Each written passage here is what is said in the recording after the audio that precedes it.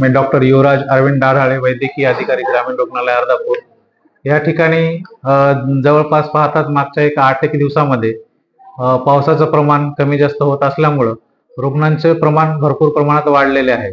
ज्या ठिकाणी आम्ही 100 ते 150 रुग्ण तपासायचो ओपीडी लेवलला, तर त्याच ठिकाणी आता 250-350 पर्यंत ओपीडीचे रुग्णांची नोंद झालेली आहे। खास करून सर्दी, खोकला, ताप आणि अंगदुखी, खाज येणे असे रुग्णांचे प्रमाण जास्तीत जास्त आढळून आलेले आहे। खास कर लहान मुलांमध्ये सर्दी आणि खोकला जास्त प्रमाणात आहे, तापीचे रुग्ण वाढलेले आहेत।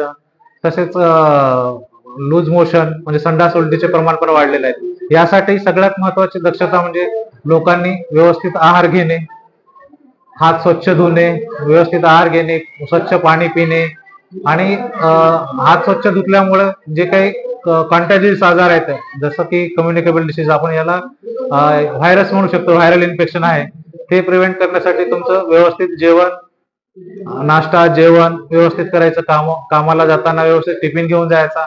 बरेच आजार हे फक्त माणसाची रोगप्रतिकारक शक्ती कमी असल्यामुळे होतात। आम्ही या ठिकाणी रोजचे 150 पेशंट चेक करतो, त्यासोबतच सगळ्यासोबत आम्ही एक्सपोज होतो। आता आम्ही आमची इम्युनिटी चांगली ठेवतो, त्याच्यामुळे आरोग्य कर्मचारी आजारी पडत नाहीत। ठीक आहे।